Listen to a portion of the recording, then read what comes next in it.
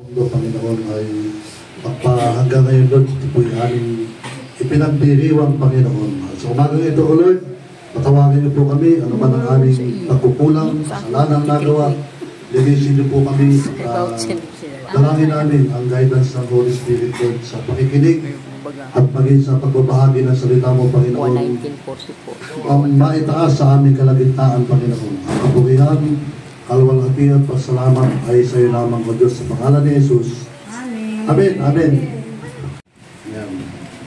Kasi tuwing dumakating ang Pasko, sino po masaya?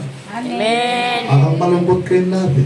Amen. Ako po ay ilang araw ng pinipilit pasukin ng ubod sipon. Pero in the name of Jesus, ay nire-review ko. Kagabi parang medyo wala na akong boses. Pero salamat sa Panginoon na alam ko naman na lagi nakahanda yung aking dalawang kasama na nag-preach. Kaya anytime, meron pong pamalik. So ang key verse po natin ay nandoon sa Isaiah chapter 7, verse 14. Ang sabi rito, Isaiah chapter 7, verse 14. Dahil dito, ang Panginoon na mismo ang magbibigay sa inyo ng palatandaan, magpupuntis ang isang bitin at manganganak siya ng isang sanggol na lalaki at tatawagin niya ang bata na Emmanuel. Wala po ba tayong mic na medyo maayos niyo? Pag nakita mo yung kapaligiran na talagang parang napakasaya. Ang saya-saya ng paligid. Ang mga bata, busy. Diba? Nakahanda na yung mga maliliit na bag, lagayan ng mga sobre. Yan, galing kay Ninong, galing kay Ninang. Hindi lang yung bata. Hindi matanda. Pati matatanda. At yung hindi masyadong matanda, kasama na rin. Baka magtampo yung matatanda. Kahit yung medyo matanda. Alam niyo po doon sa hangin sa Venus, pagdating ng alas 7 ng umaga, hindi po bata, pamilya. Oo nga, totoo yun. Di ba, pinaglalakad, pamilya, kasama tatay, nanay, mga bata. May kasama pang kapitbahay. Talagang sila.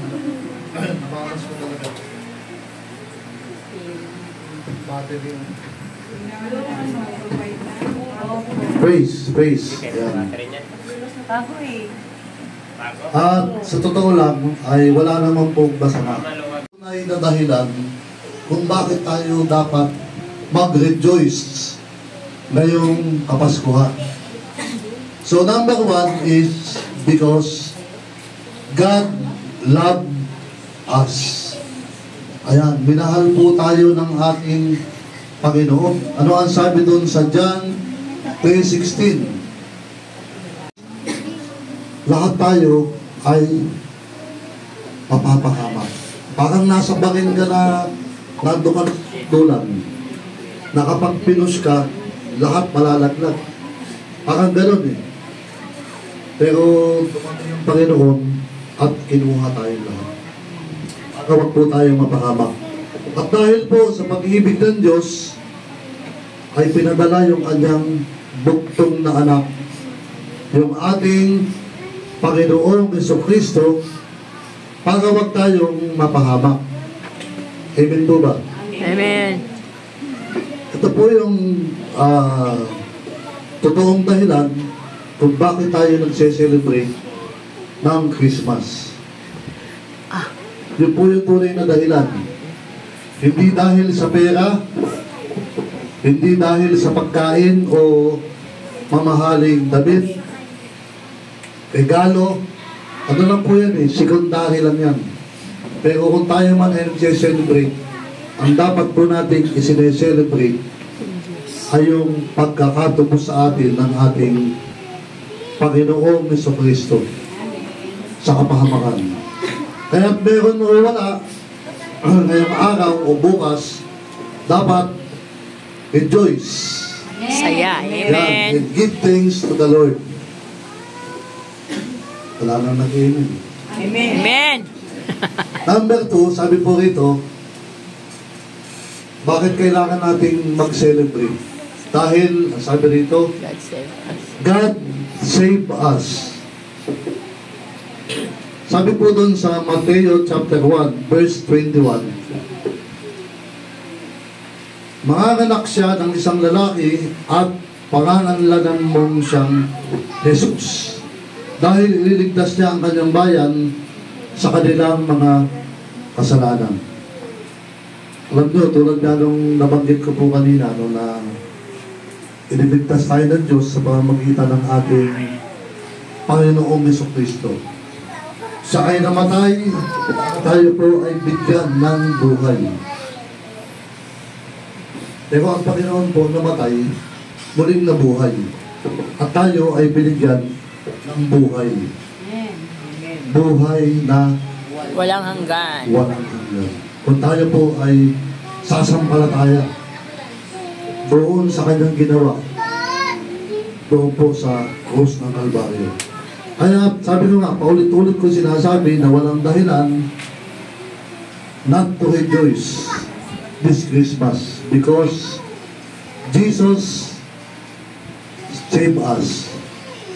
That is the great love.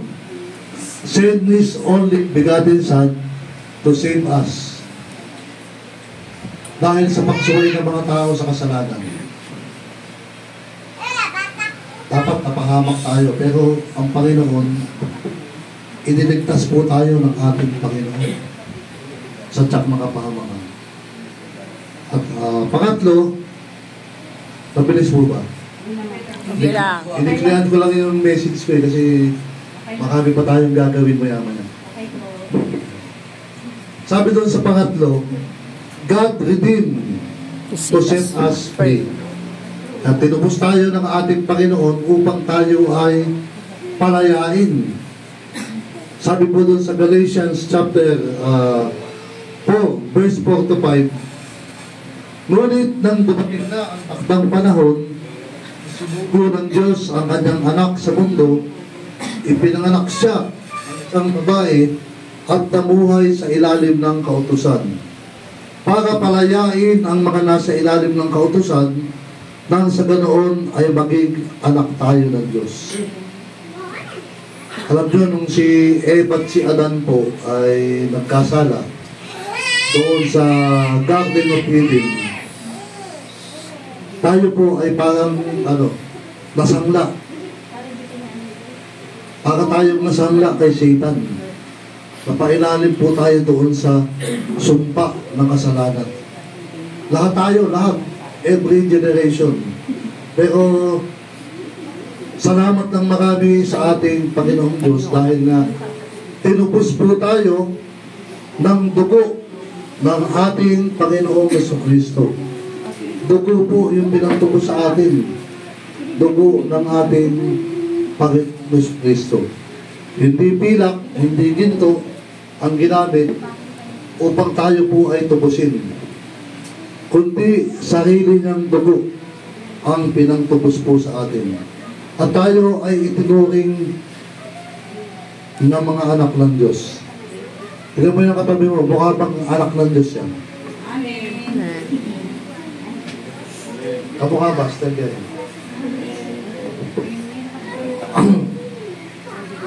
Sabi rito sa pang-apat, He give light to those who sat in darkness. Isaiah chapter 9 verse 2. Sabi rito, nabubuhay sa kadiliman ang mga taong bukod. Ngunit nakakita sila ng matinding liwanag, kahit nasa kadiliman sila, ay natatakot mamatay. Maliliwanagan sila. Alam nyo, sabi ko nga, ang tao po ay napasa ilalim ng sumpa ng kasalanan. At tayo ay, magmula nang tayo ay mapailalim sa sumpa, tayo po ay namuhay sa kadiliman. Praise. Praise, praise.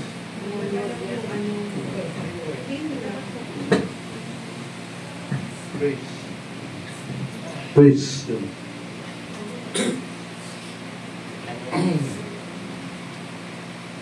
Ano yung lalabunan ko?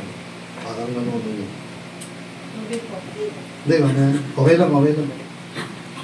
Kaya sabi ko kanina, nung si Eva at si Adan ay nagkasala, tayo po ay napailalim sa sumpa ng kadiliman. Sin is darkness, but Jesus and His Word is light. Yan, sabi ko nga, lagi kong sinasabi, not literally, no, ritual. Dapat lagi tayong excited.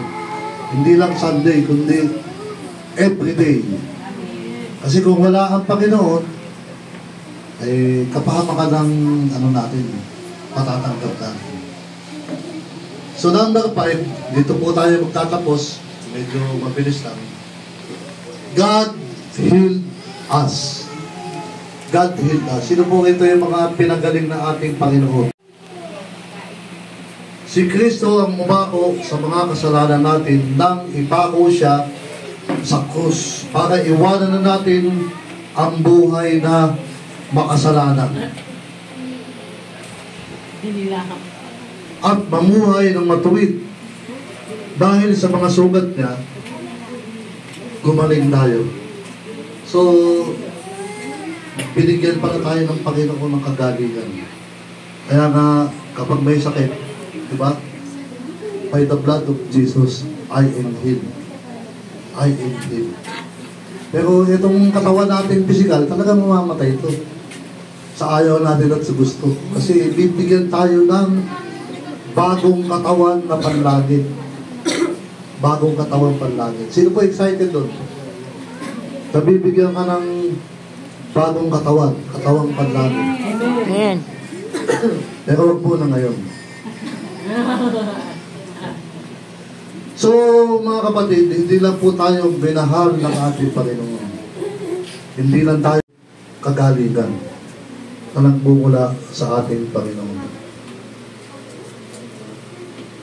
So, sa umagang ito, mga kapatid,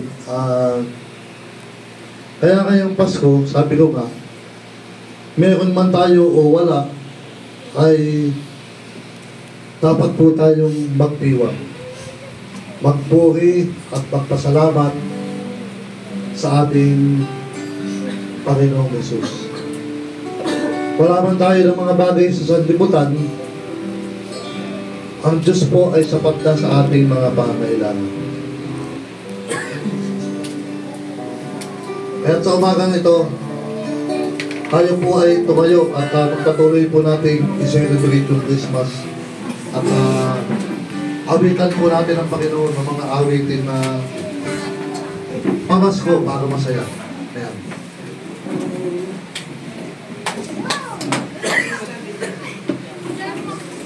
Awitan natin ang Panginoon.